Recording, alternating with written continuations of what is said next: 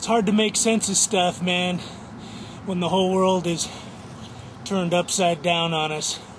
When up seems like it's down, spending money is somehow saving money. You know, loving people is hating people, or some people love to hate people or hate to love people. But you know what? We got to figure it out. You know, the world is not meant to be upside down.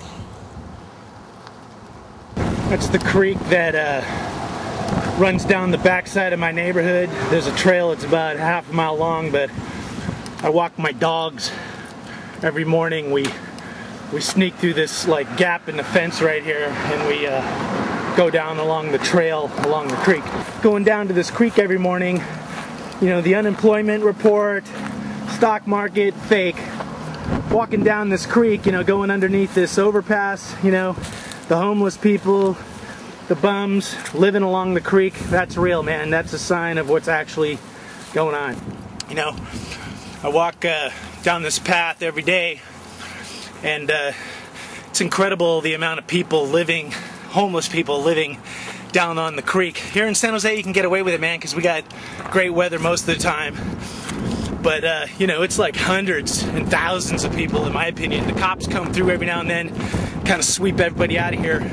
I'm very sympathetic to people that are hanging out down here, because most of them are, you know, really scratching to survive, man. But, you know, the people that have the houses back there that are foreclosed, for sale, and even the ones that aren't, everybody's hanging by their fingertips, man, you know, because they're just one paycheck, one health problem, one event in their lives that they can't control or account for.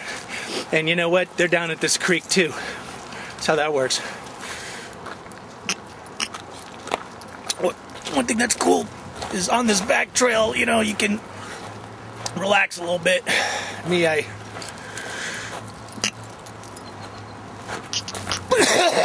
I got it, I'll take a little spiritual break, because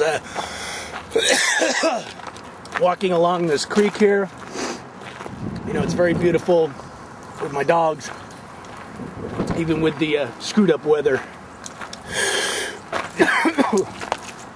You know, walking down the creek here, we're gonna, you know, there's homeless, or as some of us like to call them, you know, bums. But you know, some people might take offense to that, but I kind of look at it differently, because, you know, bum to me actually sounds friendlier, whereas homeless almost sounds like hopeless, like you're just got nothing going. In fact, you know, if you're a bum, you could be a professional bum, which means you're basically successful at bumming. And you know, it's kind of hard to separate the two down here at the creek.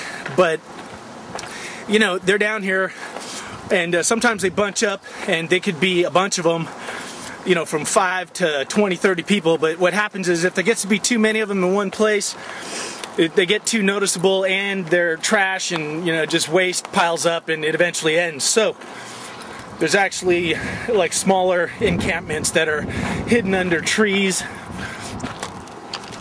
like right over there in that tree grove, and right over there in that tree grove.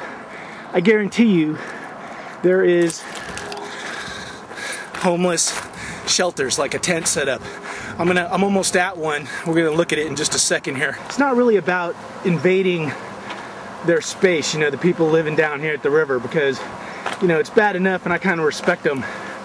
But I'll just kind of show you, like, see here, down, the creek is down below, but across the way is a tent, like right over there. Now, that guy, he's been living there for like a month or so. And whoever he is, he's even had a tent or two join him. But you know what? I don't bother him. He doesn't bother me. And, you know, that's kind of how it is you can kind of hang out at the creek, as long as the police don't get you and you don't disturb anybody. But, you know, when I see a ton of that down at the creek, then you know that times aren't really that good. Because in America, we shouldn't have a whole city of people living on a creek within a city. Look at, here's more proof for you that the bums live down at the creek. You know, just like there's elephant graveyards, this is what you call a shopping cart graveyard.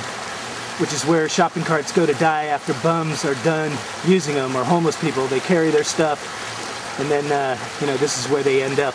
That little stash there in the creek, you know, it's probably worth some money, you know, pull like 5 of those carts out and take them back, but, you know, I actually use those carts. I can hop across the creek right there, so, you know, it's kind of what I call the shopping cart bridge to nowhere.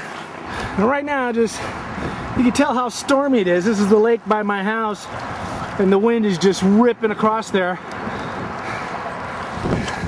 You know, that's basically what's been happening in San Jose for like a month now, is this wind anywhere from 10 to 30 knots, cold. When it blows, the temperature drops down about 10 degrees. You know, when the sun's out and the wind ain't blowing, it's like 70, 75, going on 80, but then the sun goes away and the wind blows and it's down to like 50, which is what we in San Jose call winter. Like Katie and Bruce, they like coming down to this lake and going for a swim when it's hot weather, which is usually the summer. But right now, look at that, Katie, she doesn't want to go swimming, not in this weather. You know, one more thought on the whole tribulation, you know, a lot of doom and gloom, for sure. And like I said, you know, you can feel it, man, some of the negativity floating around, and you know, what it's doing to us, not only locally, but on a global level. But you know, it's also about positivity and being a positive force. And you know, in that regard, you know, that's where I'm putting my efforts. And you know, like one thing for positivity would be like praying, and a lot of us pray. You know, we form like prayer circles. But you know, one thing about praying, and I'm not saying we shouldn't pray, I've prayed a lot, but you know, praying tends to be kind of after the fact, you know, kind of post-event, when you're in a recovery mode. You know, you're praying for somebody to get better, or you're praying for victims. And you know, that's where I think, you know, negativity, you know, the people that are, you know, sitting there putting out these negative vibes, they're actually kind of thinking, forward thinking, where they're saying, hey, I want to take over the world, I want to enslave somebody.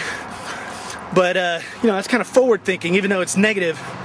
But you know, to me, that's what we gotta kind of do with our positive thinking, is find a way to push it forward. And you know, we do some of it, you know, like, oh, I wish there was a better tomorrow, but you know, that's what I'm going to focus on, is how can we get more positive, forward-thinking manifestation and mobilization of positivity, man. You know, can't you feel it? It's in the air, man. You can almost smell it. You know, could be God calling out, but maybe it's Earth calling out. Maybe it's our collective spirits calling out, but you know, the balance, especially if negative forces are somehow coalescing, it's in the electricity of the planet. You know, the dark clouds, the tornadoes, the storms, the hurricanes. But yeah, I feel it. Something's coming, something's happening. That's the message that's being sent out. Believe it.